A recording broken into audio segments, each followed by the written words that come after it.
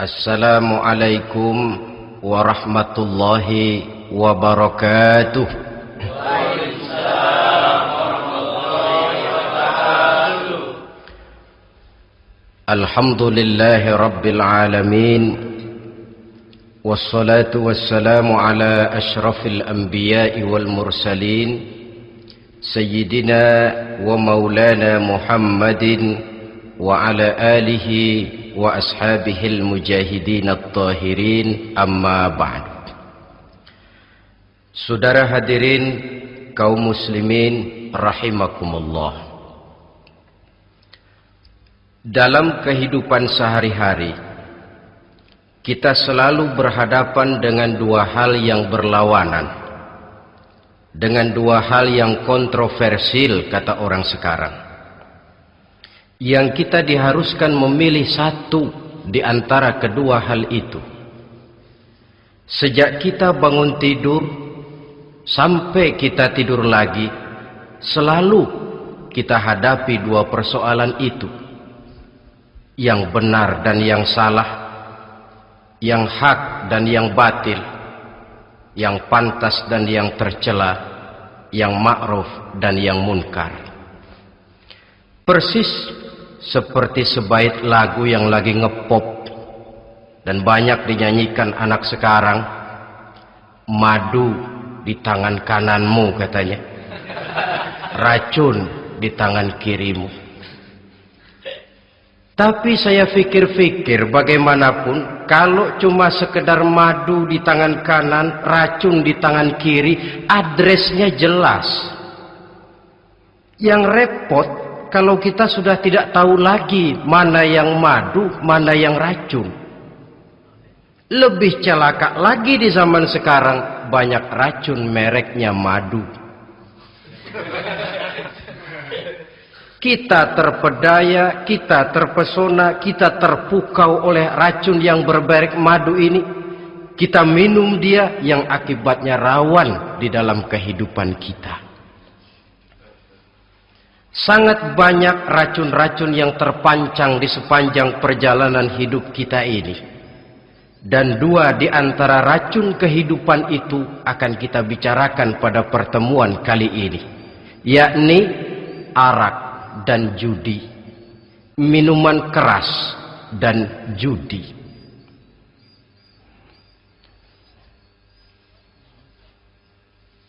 Sebagai yang kita maklum bahwa Islam bertujuan memelihara kemuliaan manusia yang diciptakan fi ahsani taqwim, dalam bentuk yang paling sempurna. Arak atau minuman keras jelas merupakan hal yang merusak dari berbagai aspek kehidupan. Entah kesehatan tubuh, entah pertumbuhan akal, ketentraman rumah tangga, ketentraman masyarakat, bangsa dan negara. Cobalah sejenak kita adakan penyelidikan. Kalau masuk kita ke dalam penjara, melihat sel-sel di sana, berapa banyak yang mendekam di sel karena urusan minuman keras. Masuk kita ke rumah sakit, berapa banyak yang dirawat akibat minuman keras, akibat stres yang dialaminya. Berapa banyak rumah tangga berantakan, berapa banyak pembunuhan terjadi, pemerkosaan terjadi akibat daripada minuman keras ini. Yang paling ironi kalau dia sudah menyerang anak-anak muda kita. Padahal kita tahu remaja pemuda adalah bentuk miniatur daripada kehidupan suatu bangsa. Akan bagaimana warna Indonesia 20, 30, 40 tahun yang akan datang, remaja dan pemuda kita jawabannya. Bahkan dari segi agama pun, akan bagaimana warna Islam di Indonesia 20, 30 tahun yang akan datang, remaja itu pula jawabannya. Karena itu tidak terlalu berlebihan kalau saya berkata bahwa untuk menghancurkan Islam di Indonesia ini tidak perlu menghancurkan pondok pesantren, tidak perlu menutup masjid, melarang pengajian, menyegel musola, tidak perlu. untuk menghancurkan Islam di Indonesia cukup dengan meracuni remaja, pemuda-pemudi Islam di Indonesia. Kalau mereka sudah diracuni, dijauhkan dari agamanya, masalahnya tinggal menunggu pergantian generasi. Maka yang jadi pilot proyek jelas remaja, pemuda, termasuk dengan menanamkan pengaruh minuman keras. Ditanamkan ke tengah remaja kita ini untuk jauh dari tuntunan agama. Hei pemuda-pemuda Islam, kalau kau mau jadi pemuda modern, jangan dekat-dekat ke masjid. Masjid khusus 60 tahun ke atas. Sepertinya di depan masjid itu ada papan pengumuman masjid khusus 60 tahun ke atas. Baca Quran kolot. Seiring dengan itu lalu modernisasi diartikan dengan westernisasi. Kau tidak akan bisa jadi pemuda modern sebelum semua yang datang dari barat kau telan mentah-mentah. Kau harus bisa bergaul seperti orang barat, berumah tangga macam orang barat, makan minum seperti orang barat. Kalau nyanyi lagu barat yang orang lain gak ngerti, kamu juga gak tahu.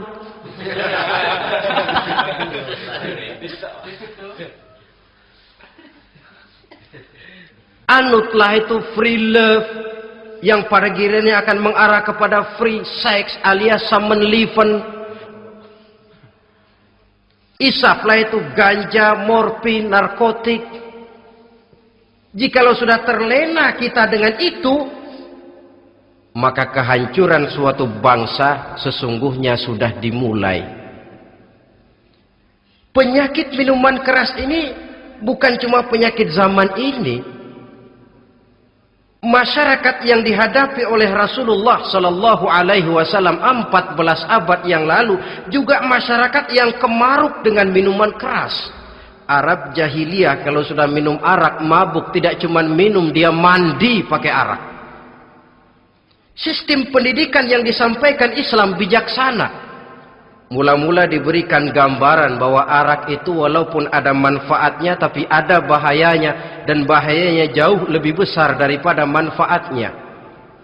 Tahap kedua diberikan pesan jangan mendekati solat dalam keadaan mabuk. Padahal solat 1 hari 1 malam 5 kali artinya makin jauh saja dia dari arak itu. Pada saat kondisi iman sudah memungkinkan barulah turun vonis bahwa arak itu najis, perbuatan setan, jauhi. Yang ironi yang saya katakan tadi, racun mereknya madu. Kadang-kadang kita dibuai dengan iklan yang tidak mendidik. Saya pernah lihat ada iklan misalnya, Anda ingin modern, majulah bersama minuman ini. Atau minuman ini lambang pergaulan dunia yang maju. Modern diukur dari minuman. Yang jadi korban akhirnya remaja dan pemuda-pemudi kita. Saya teringat satu analisa dari Rasulullah Sallallahu Alaihi Wasallam. Beliau bersabda, Inna min asyratis sa'ah. Sesungguhnya di antara tanda-tanda kiamat. Apa kiamat itu? Dalam arti yang umum, kiamat itu saat dimana alam ini hancur, bumi gempa, air laut tumpah ke darat, gunung meletus, planet-planet bertabrakan, lalu semua yang bernama hidup mati. Itu kiamat beneran. Saya nggak mau cerita kiamat beneran sebab saya sendiri nggak kepengen ngalamin. Yang sering kita ngalami ini kiamat kecil-kecilan, kiamat mini. Apa kiamat mini itu? Hancurnya sendi-sendi kehidupan sosial. Maksiat merajalela, munkarat menjadi-jadi. Yang ma'ruf dianggap munkar, yang munkar malah menjadi ma'ruf. Yang salah disanjung-sanjung, yang benar dicaci maki. Tuntunan dianggap tontonan, tontonan malah jadi tuntunan. Kan kiamat kalau sudah begitu. Penjungkiran nilai. Kenapa hal semacam ini bisa terjadi? Penyebabnya kata Nabi, pertama ayyurfa'al ilmu. Ilmu diangkat oleh Allah. Bagaimana cara Allah mengangkat ilmu dan apa maksudnya itu? Allah mengangkat ilmu itu, saudara, caranya pertama dengan mewafatkan ulama. Makin banyak ulama wafat, makin banyak ilmu ditarik. Yang kedua, kurangnya minat orang untuk belajar agama. Kalau sudah klop macam itu, artinya agama sudah disudutkan ke pojok-pojok kehidupan. Agama cuma sekedar tinggal dekorasi. Agama cuma seminar, cuma kongres, cuma muktamar. Tapi bahwa agama merupakan realita dalam kehidupan, itu tidak pernah terwujud. Kalau ulama sudah tiada, minat orang belajar agama berkurang, maka ajaran Allah tidak lagi didengungkan orang. Dikala itu, wa yudharul jahlu, akan muncullah kebodohan. Nampak kebodohan di mana-mana. Muncul permissive society, masyarakat yang merasa boleh hidup dengan kaedah serba boleh. Tidak ada halal, tidak ada haram. Tidak ada hak, tidak ada batil, semuanya serba boleh. Kalau sudah begitu kondisi masyarakat, terjadilah apa yang dianalisa oleh Nabi. Dikala itu wayabsu zina, zina dikerjakan berterang-terangan. Orang sudah tidak punya malu. Hidupnya sudah pakai prinsip punya kuping, kuping kebo. Punya muka, muka tembok. Punya kulit, kulit badak. Kalau juga dikasih tahu, malu dong kau tinggal serumah belum nikah. Malu sama siapa? Masyarakat. Allah, masyarakat cuek aja.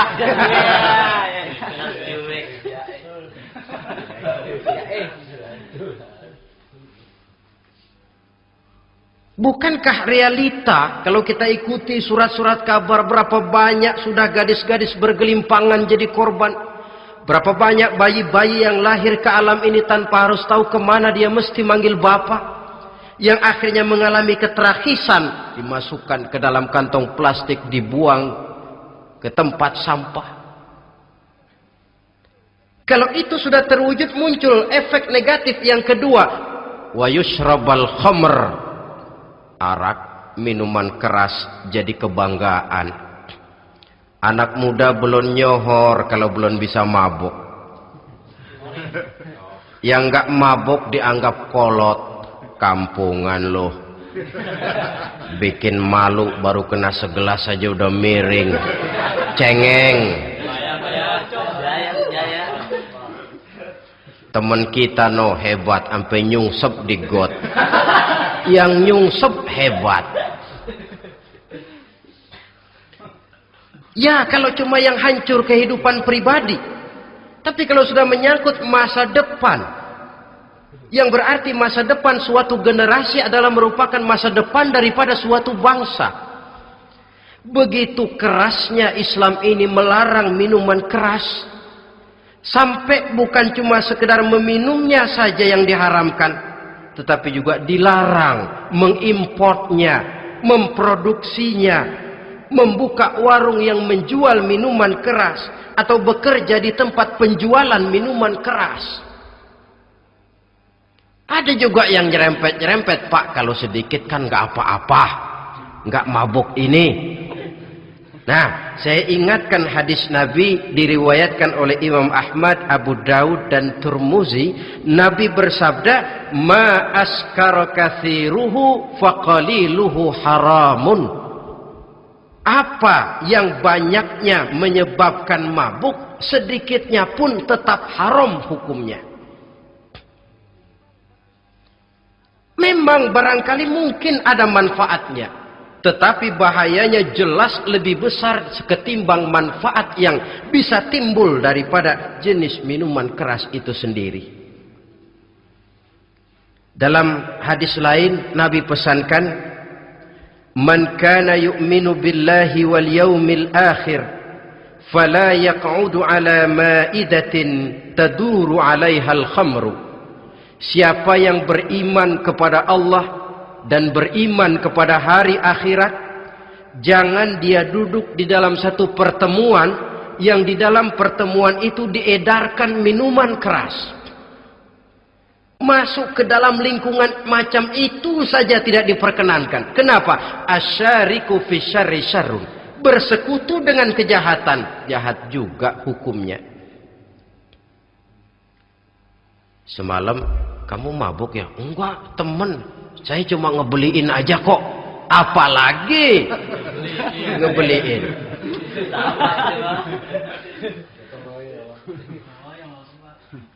Sebab apa? Dalam keadaan mabuk, orang tidak lagi bisa berpikir secara logik. Daya kontrol hilang, artinya perbuatan sudah tidak terkontrol lagi. Yang pertama. Yang kedua, IQ tidak akan tumbuh dan berkembang secara normal seperti yang kita harapkan. Yang ketiga, harga diri akan runtuh hancur di tengah masyarakat. Bayangkan kalau tengah malam kita digotong orang, diantar ke rumah kita. Dengan kondisi macam itu masih punya muka kita untuk tegak di tengah masyarakat. Masih punya harapan kita untuk tumbuh menjadi pemimpin sementara orang terkenang. Ah, ini kan yang kemarin malam gua gotong, dia lagi mabuk. Harga diri, kepribadian. Jangan lupa saudara, kita hidup di tengah masyarakat. Masyarakat itu punya hukum yang tidak tertulis, tapi lebih kuat dan lebih kejam daripada hukum tertulis. Orang bilang, sekali arang tercoreng di dahi, seumur hidup orang akan tetap ingat. Makanya Rasulullah dalam hadis memberikan tamsil untuk adik-adik remaja muslim ini, masalul mu'min kamasalin nahli. Perumpamaan orang yang beriman itu persis seperti tawon. Mentalitas orang mukmin persis tawon. Apa mentalitas tawon?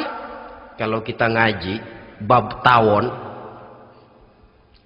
kita renungi apa keistimewaan tawon. Saya lihat-lihat, ternyata tawon itu punya 4 keistimewaan.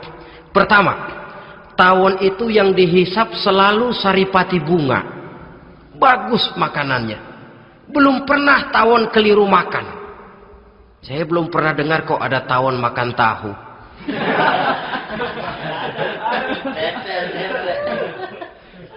Yang dimakan selalu saripati bunga. Artinya apa? Orang mukmin perutnya itu perut selektif.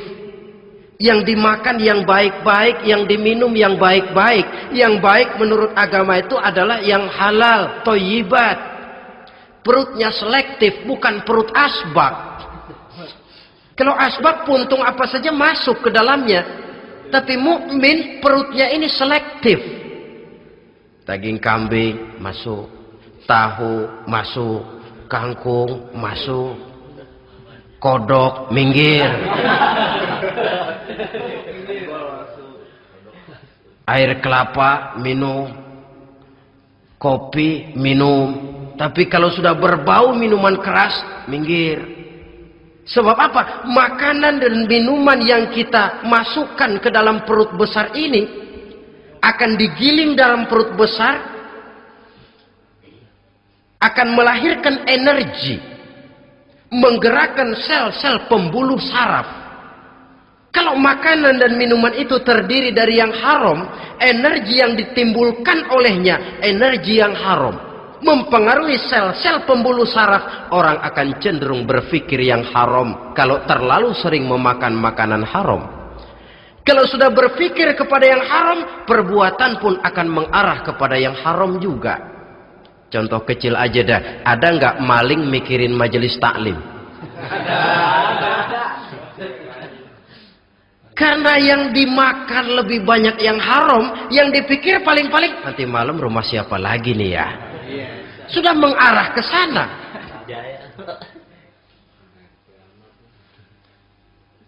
Saripati bunga yang dimakan tawon itu. Lalu tawon yang kedua saya lihat yang dikeluarkan selalu madu. Artinya apa? Orang mukmin itu kalau dia berkata, perkataannya mengenakan orang.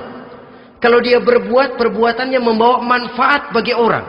Kalau kakinya melangkah tentu ke tempat yang ada gunanya, yang dikeluarkan madu, bukan racun. Indah tawon itu. Yang ketiga, tawon saya lihat kemanapun dia hinggap tidak ada dahan patah. Artinya apa? Orang mukmin dimanapun dia tinggal, kemanapun dia pergi, pantang jadi biang kerok buat lingkungannya.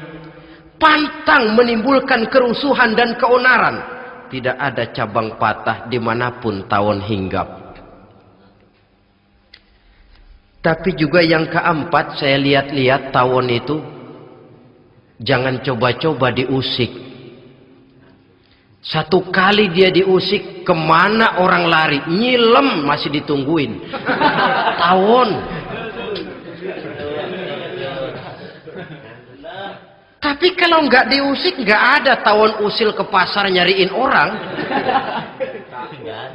Ketika dia diusik, inilah saatnya saya harus mempertahankan kehormatan diri saya. Dia pun bangkit. Artinya apa? Orang mukmin tidak boleh nyari-nyari musuh. Tapi ketemu musuh tidak boleh lari. Musuh jangan dicari, bertemu pun jangan lari. Mentalitas orang mukmin seperti tawon, yang dimakan baik, yang dikeluarkan baik, kemana dia tinggal tidak menimbulkan keonaran buat masyarakat, tapi juga sanggup menjaga dan mempertahankan kehormatan dirinya. Kalau konteksnya dengan masalah yang sedang kita bicarakan, minuman keras, saya katakan tadi, kita kadang-kadang salah pilih, tertipu oleh racun yang bermerek madu. Ada minuman empuk, nyari yang keras. Salah pilih. Ketahuan orang bikin pel buat anjing, manusia yang nelen. Akhirnya miring kayak anjing. Saudara, mari kita renungi An-Nisa ayat 140. Allah Subhanahu wa taala mengingatkan, "Qad nazzala 'alaikum fil kitabi an idza sami'tum ayati Allahi yukfaru biha wa yustahza'u biha fala taq'udu ma'ahum hatta yakhudu fi haditsin ghairihi innakum izam misluhum." Sungguh kata Allah, telah diturunkan kitab Al-Quran ini kepada kamu, yang apabila kamu dengar ayat-ayat Allah itu diingkari orang, diejek-ejek orang, fala taq'udu ma'ahum, jangan kamu duduk bersama orang-orang semacam itu. Bagaimana mengejek ayat-ayat Allah misalnya? Tahu kalau minuman keras itu diharamkan, tapi masih minum juga, itu kan mengejek ayat namanya. Duduk di majelis semacam itu dilarang oleh Quran. Kenapa? Innakum izam misluhum. Kalau kamu juga duduk di majelis semacam itu, kau dan mereka sama saja, kata Quran. Sama saja. Tahu kalau minuman yang memabukkan itu diharamkan agama, tapi diminumnya juga mengejek ayat Allah. Duduk di tengah kelompok mereka berarti ikut mengejek ayat Allah. Dekat saja pun jangan, entahlah lagi sampai meminumnya. Maaf, bukankah Allah menurunkan Al-Quran kepada manusia, kata Imam Al-Ghazali, persis, maaflah, seperti gubernur berkirim surat kepada Pak Lurah. Dalam suratnya Pak Gubernur bilang, Pak Lurah, tolong carikan tanah di daerah Kebayoran untuk sekolah 6.000 meter. Pak Lurah dapat surat dari Pak Gubernur, bangga bukan main. Itu surat sore, pagi, siang, malam dibaca. Ditaruh di tempat yang tinggi. Diberikan minyak wangi, mau diambil, dicium dulu. Dibawa dengan penuh hormat dan hati-hati. tapi tanah yang dipesan Pak Gubernur tidak dicari-cariin. Penghargaan macam apa ini? Nanti gubernur cek, Pak Lurah, siap Pak? Sudah terima surat saya? Sudah Pak, sudah. Bagus. Lalu bagaimana? Aduh Pak, surat Bapak sore pagi siang malam saya baca. Bagus. Apalagi Lurah? Surat Bapak saya taruh di tempat yang tinggi Pak. Saya pakaiin minyak wangi. Mau saya ambil, saya cium dulu. Saya bawa dengan penuh hormat dan hati-hati. Bagus Lurah, kau memang hormat sama atasan. Cuman Lurah, tanahnya udah dicariin belum? Nah yang itu belum tuh Pak. Belum. Kata gubernur, bagus Lurah, besok berhenti lo ya.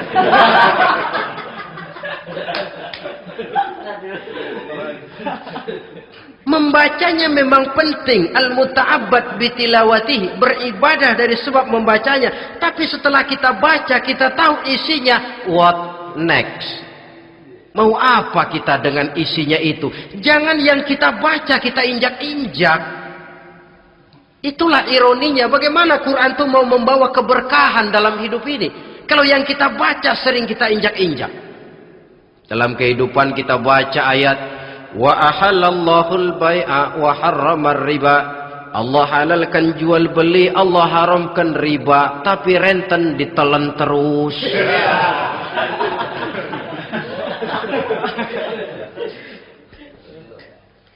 Kita baca ayat, wa'tasimu bihablillahi jami'an wa la tafarraqu. Berpegang teguhlah kamu kepada tali Allah, jangan bercerai-berai. Tapi sesama muslim pelotot-pelototan jalan terus. Janganlah yang sesama muslim kadang-kadang yang mengklaim dirinya sebagai pemimpin Islam kelihatannya juga sikut-sikutan jalan terus.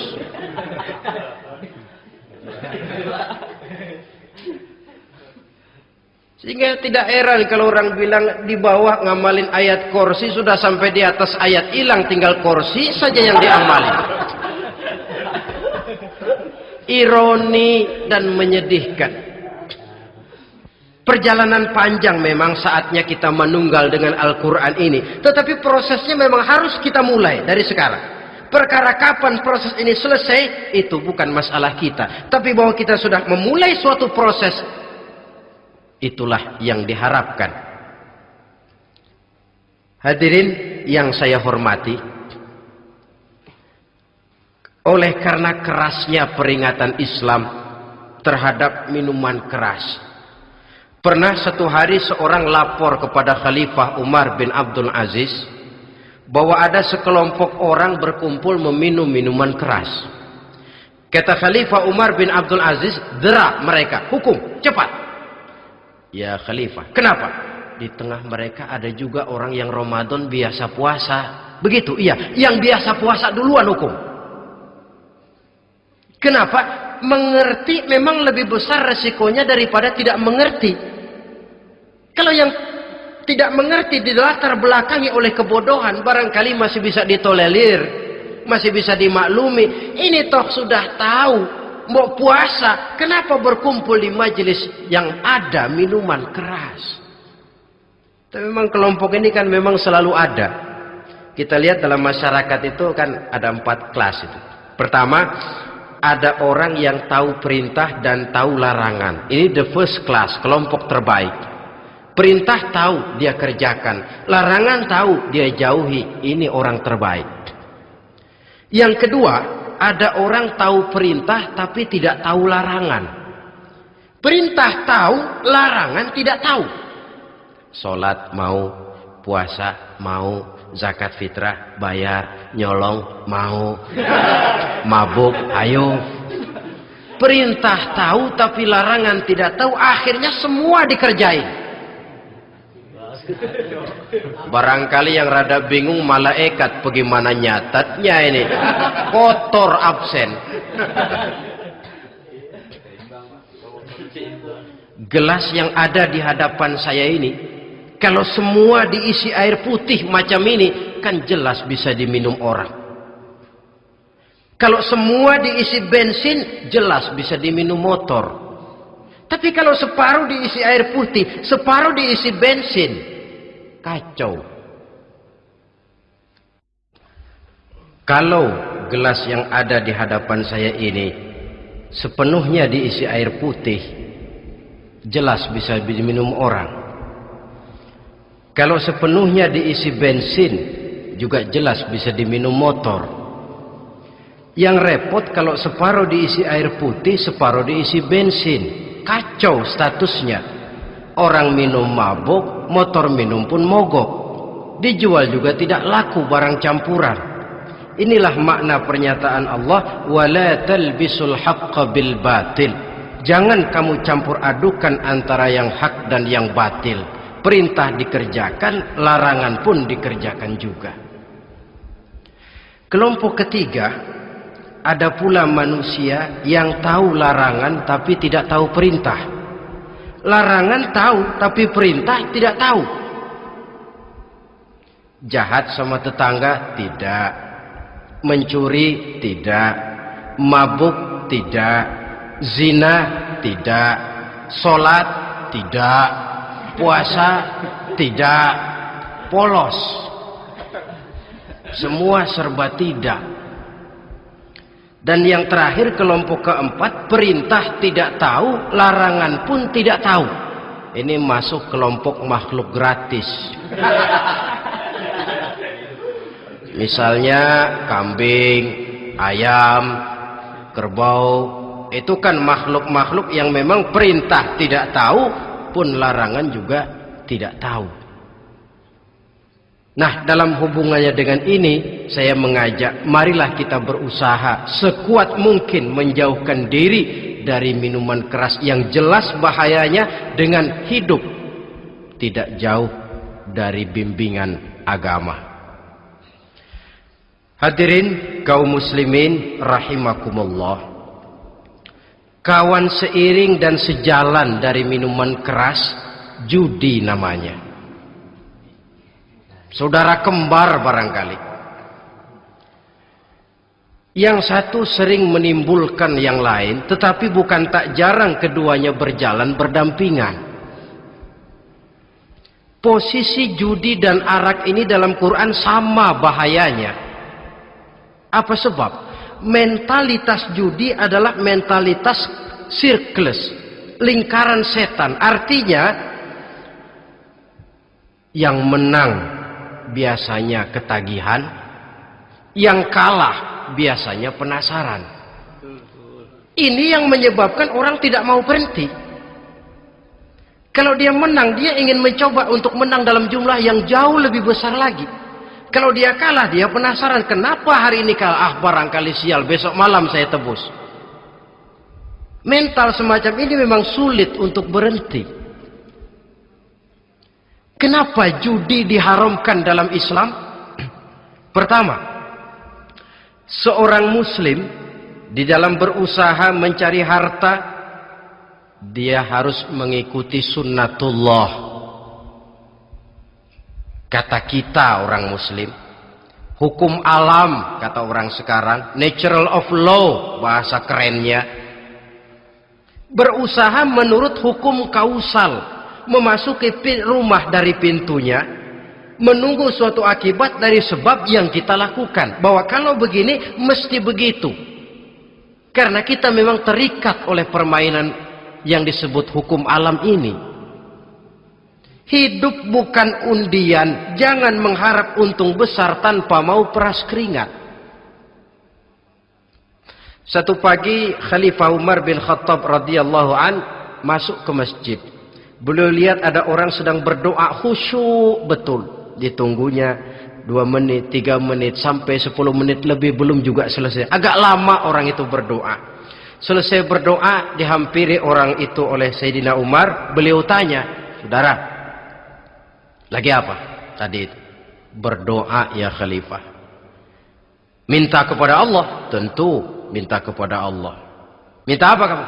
Minta rezeki. Sudah lama? Dari tadi habis sembahyang subuh. Dapat? Belum.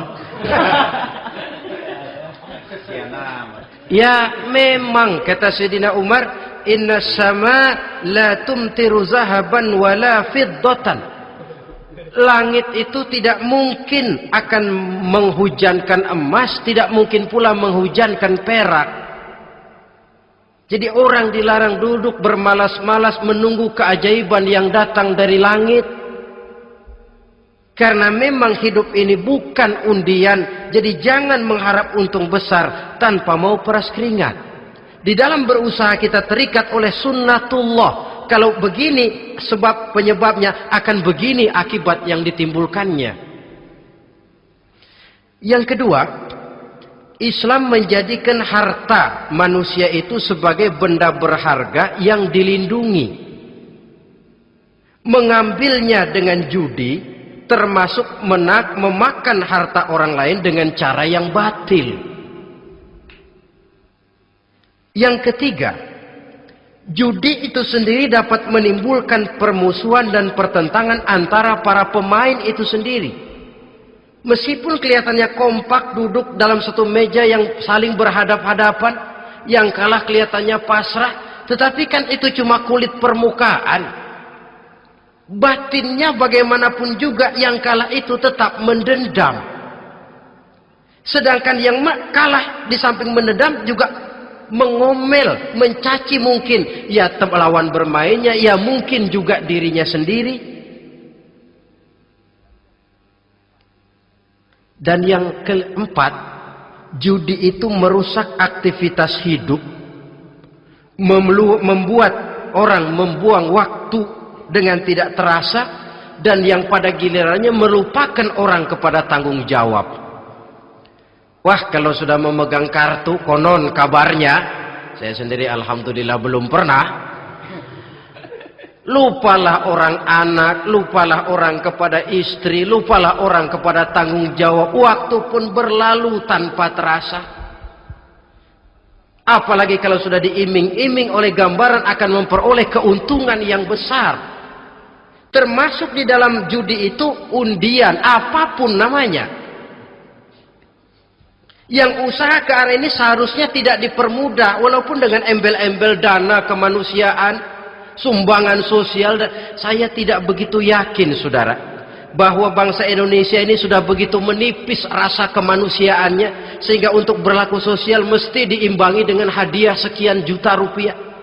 Saya tidak percaya bahwa umat Islam di Indonesia sudah begitu tipis rasa kasih sayangnya kepada sesama, sehingga sulit mengeluarkan bantuan kalau tidak diimbangi dengan hadiah yang sekian puluh juta rupiah.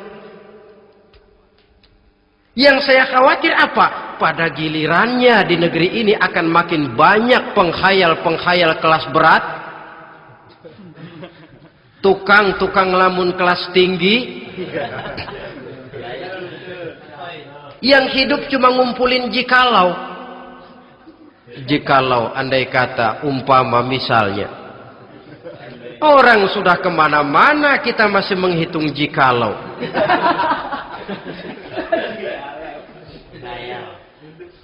Orang boleh saja mengharap burung terbang tinggi, tapi punai di tangan jangan dulu dilepas.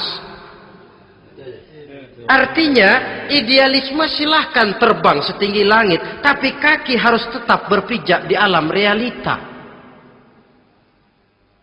Bahwa memang lebih baik makan singkong dalam kenyataan daripada makan roti tapi ngimpi.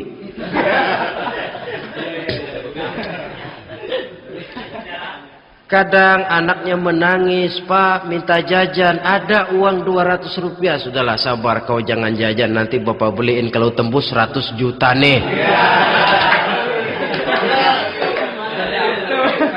Akhirnya yang 100 juta tidak, anak pun kelaparan. Bukankah akan jadi masalah bagi semuanya? Belum lagi rasa sayang kepada harta yang sudah dia miliki, entah itu tanah, rumah, kendaraan. Kalau sudah kadangkala di meja judi, hilang rasa sayang kepada benda itu. Ada rumah-rumahnya dilelang, ada kendaraan-kendaraan jadi taruhan, ada jam tangan pun copot tanpa terasa. Maka berapa banyak rumah tangga berantakan, istri minta cerai, orang jadi nekat merampok, orang jadi nekat mencuri, korupsi kalau dia pejabat. Akibat apa ini? pengaruh yang namanya judi. Saudara kaum muslimin, ma'asyiral muslimin rahimakumullah. Itu sebabnya di dalam surah Al-Maidah ayat 90 Allah menekankan, innamal khamru wal maisir wal ansabu wal azlam rijsun min amali syaitan fajtanibuhu la'allakum tuflihun. Sesungguhnya arak, judi, berhala, mengundi nasib itu rijsun. Ya Allah, jarang benar Quran menggunakan kalimat rijsun. Rijsun ini sudah merupakan puncak kekotoran. Bapak moyangnya najis, itu rijsun. Rijsun, kotor. Sudah kotor ditambah pula min amali syaitan, pekerjaan setan. Fajtanibuhu, jauhi. Jangan sampai main, dekat saja tidak boleh, jauhi. La'allakum tuflihun, jikalau kamu mau menjadi orang-orang yang beruntung. Sejarah tidak pernah mencatat ada orang jadi miliuner karena judi. Sejak David Rockefeller sampai Aristotle Onassis, orang-orang kaya top di dunia, mereka kaya bukan karena judi, tapi karena kemauan peras keringat, banting tulang, mau memulai sesuatu dari kenyataan yang real di depan mata. Sebab apa? Hidup ini memang perjuangan. Janganlah kita ingin hidup dengan satu prestasi, ingin tetap hidup seperti apa adanya sekarang ini saja, toh kita harus berjuang. Apalagi ingin hidup lebih baik, lebih terhormat, lebih mudah. Hidup perjuangan. Perjuangan berarti pengorbanan. Berani hidup artinya berani berjuang. Berani berjuang maksudnya rela berkorban. Takut berkorban, jangan berjuang. Tidak mau berjuang, berhenti hidup. Itu logika. Dan bagaimanapun saya yakin lebih baik berkorban daripada menjadi korban. Kalau sekarang kita berkorban, peras keringat, banting tulang, berusaha secara sunnatullah untuk menghidupi anak, istri, keluarga, pada satu saat kita tidak akan menjadi korban kebrutalan anak-anak kita sendiri kalau mereka dibesarkan dan tumbuh berkembang oleh hasil yang diperoleh dari meja judi. Ayat 91 Al-Maidah ini lebih memperkuat lagi. Kalau itu arak,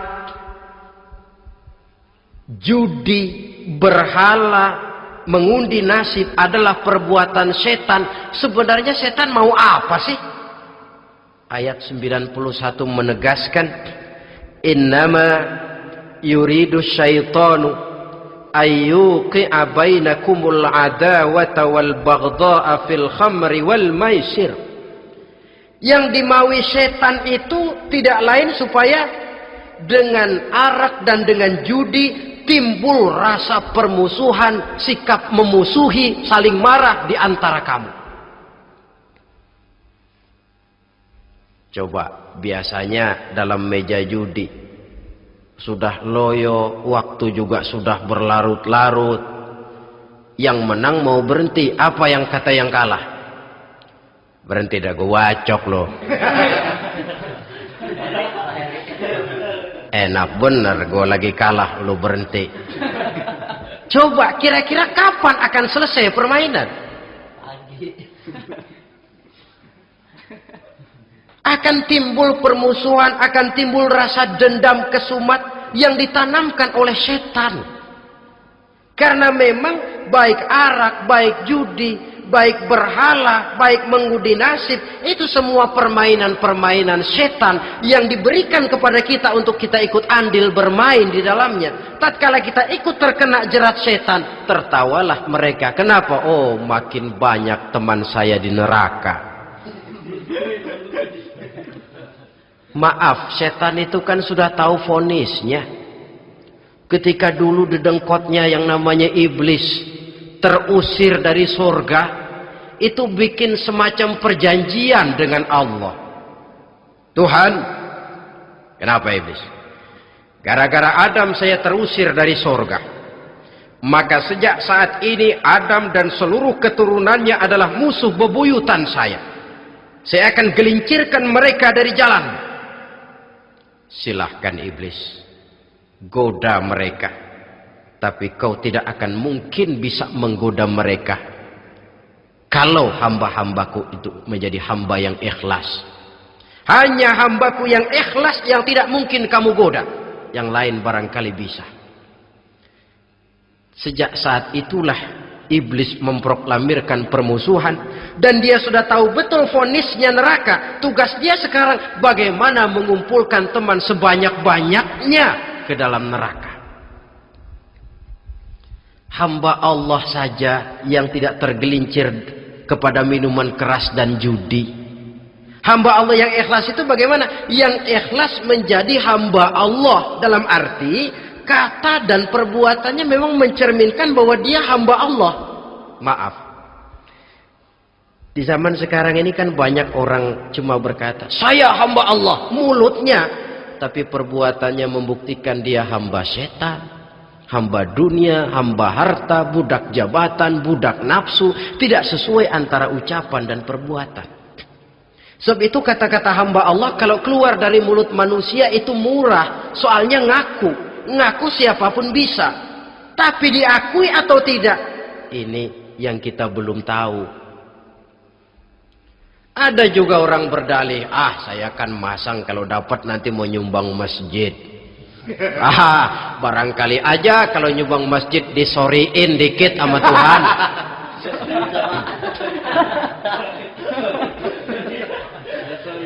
Apa bisa begitu?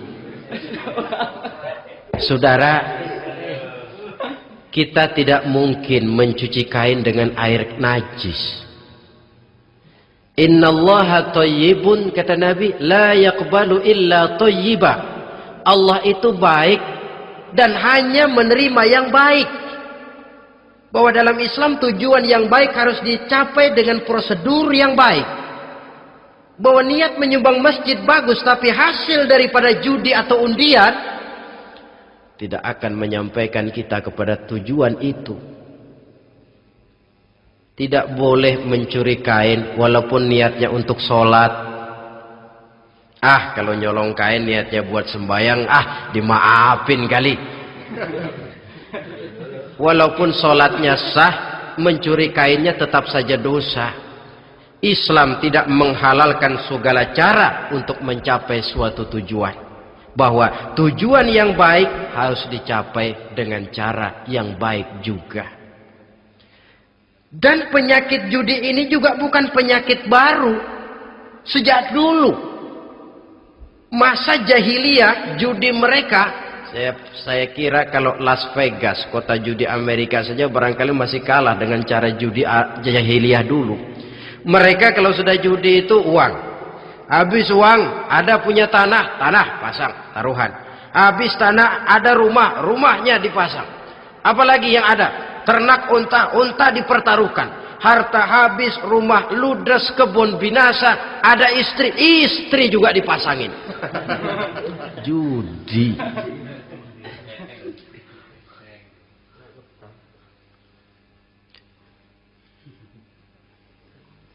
Kita sebagai muslim oleh Al-Quran dijelaskan orang yang mempunyai dua tujuan hidup. Pertama tujuan jangka pendek, yang kedua tujuan jangka panjang. Tujuan jangka pendek dunia dan seluruh isinya. Tujuan jangka panjang adalah akhirat dan ridho Allah. Ini yang terpantul dalam doa setiap kita. Rabbana atina fid dunya hasanah wa fil akhirati hasanah. Tercapai tujuan jangka pendek fid dunya hasanah dan tujuan jangka panjang wa fil akhirati hasanah. Untuk mencapai tujuan jangka pendek merangkul dunia dan seluruh isinya, Apa yang jadi modal utama? Pertama, pendidikan. Makin tinggi jenjang karier pendidikan yang kita tempuh, rasa-rasanya makin mudah menjangkau dunia dan isinya. Yang kedua, pengalaman. Tenaga-tenaga expert masih tetap diperlukan. Makin banyak pengalaman, makin mudah menjangkau dunia. Yang ketiga, dan ini ada tapi tidak bisa dijadikan pegangan, faktor nasib. Faktor kebetulan. Ada. Tapi tidak bisa dijadikan pegangan mutlak. Pendidikan, pengalaman, ingin menjangkau fid dunia hasanah. Ini modal utama. Lalu untuk mencapai fil akhirati hasanah, prestasi ibadah. Bagaimanapun tinggi pangkat dan jabatan kita, bagaimanapun banyak gelar kita sandang, tanpa prestasi ibadah, nol besar kita dalam pandangan Allah. Itu sebabnya kita sholat. Jadi tidak beralasan kalau orang ditanya, kenapa sih kamu nggak sholat? Ah, tetangga saya sholat melarat terus.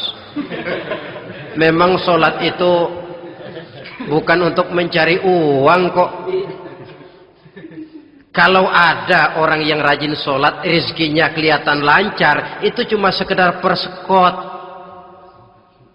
Uang muka, cashnya tetap di akhirat nanti. Efeknya apa? Karena kita punya tujuan jangka panjang, mengharap ridho Allah di akhirat. Cara kita mencapai tujuan jangka pendek dibatasi oleh pertanyaan, Allah ridho apa enggak? Kita cari uang, tapi pertanyaan pokok, Allah ridho enggak cara ini? Kita mengejar kedudukan, tapi Allah ridho enggak dengan cara ini? Ini yang menyebabkan kita lantas tidak lalu menghalalkan segala cara. Yang penting tujuan tercapai cara apapun halal. PKI. Kan cuma PKI yang berprinsip asal tujuan tercapai cara apapun halal. Dan kita sudah sepakat PKI dan seluruh ajarannya tidak berhak hidup di bumi Pancasila ini. Cuma jangan sekedar PKI-nya dikutuk tapi ajarannya dipakai.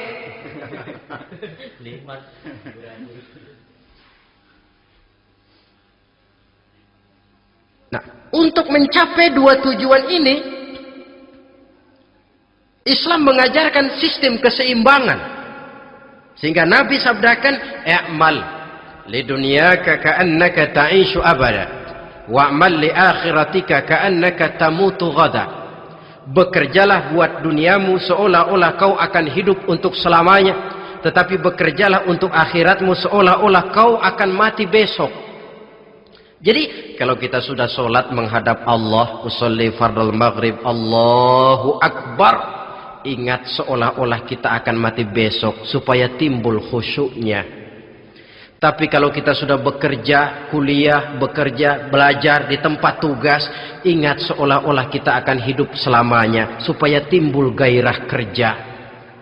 Jangan dibalik. Di kantor ingat mati, lemas terus. Ngapain kerja sungguh-sungguh bakalan mati. Lagi sholat ingat Duta Merlin, Altiron Plaza, ya kacau. Salah pasang, tidak pada tempatnya. Untuk mencapai fid dunya hasanah ini, Islam mengajarkan tempuh jalur yang mengikuti sunnatullah. Itu yang dihargai oleh agama. Terikat oleh hukum kausal bahwa kalau ini yang saya usahakan hasilnya akan begini. Perkara nanti hasil tidak seperti yang kita harapkan, baik sangkalah kita kepada Allah. Sebab kita tidak tahu rahasia apa di belakang itu. Kadang orang mengeluh, habis saya rajin sholat tapi rezeki seret, berhenti aja dah. Kita tidak tahu rahasia di belakang itu. Pernah hadirin, satu hari seorang petani, dia selesai bekerja di ladang, istirahat. Dia tidur di bawah sebuah pohon beringin. Di sebelah pohon beringin itu ada pohon labu. Dia berpikir, Kalau saya lihat-lihat Tuhan nggak adil katanya. Masa pohon beringin pohonnya besar, buahnya kecil. Pohon labu pohonnya kecil, buahnya gede. Tuhan bukan arsitek ulung ini.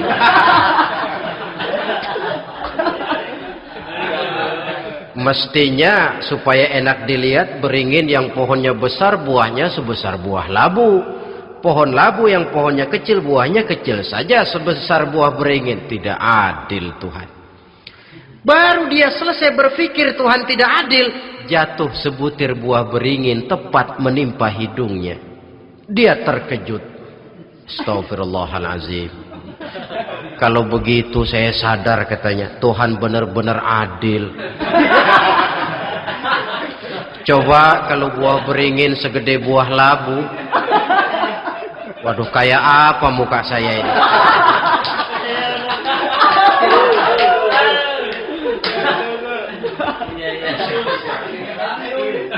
Baru terbuka pandangan matanya setelah berhadapan dengan kenyataan.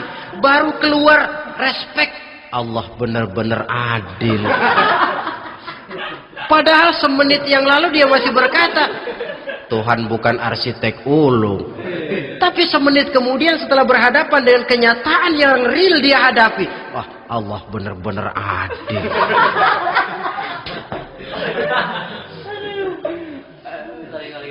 Itulah kehidupan ini.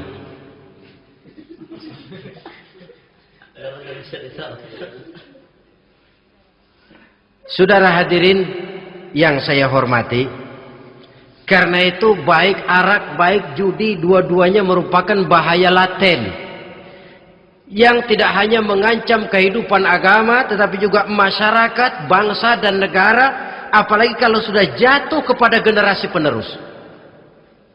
Dan yang bagaimanapun juga saya berpikir sebenarnya remaja, pemuda, pemudi kita cuma korban dari suatu sistem. Sebab ini merupakan tanggung jawab bersama. Ulama mubalik macam saya paling wewenangnya cuma ngomong. Yang punya SK untuk memberhentikan pabrik minuman keras itu kan Menteri Perindustrian. Tangan-tangan eksekutif. Sehingga kalau Nabi katakan, Man ra'a minkum munkaran falyughayyir biyadihi wa illam yastati' fa bilisanih wa illam yastati' fa biqalbih. Apabila salah seorang kamu melihat suatu kemunkaran, termasuk minuman keras dan judi di dalamnya, rubah itu. Dengan cara apa? Kalau kau mampu dengan tangan, artinya power, kekuatan. Kalau dengan tangan tidak mampu, ini orang kalau gue pukul gue yang melintir nih. Umpamanya, fabilisani, dengan lidah ngomong. Mas, saya senang sampean tinggal di sini, kampung kami tambah warga, tapi tolonglah jangan bawa pengaruh yang tidak baik. Kalau ternyata bicara pun tidak berani, fabiqalbi, cukup dalam hati, sekurang-kurangnya tidak ikut membenci kemungkaran dalam hati. Itulah kadar iman yang paling lemah. Ini secara umum. Tapi kalau hadis ini kita mau adakan semacam, katakan description of job, bahasa kerennya, kita adakan pembagian tugas. Siapa yang harus merombak kemungkaran dengan power?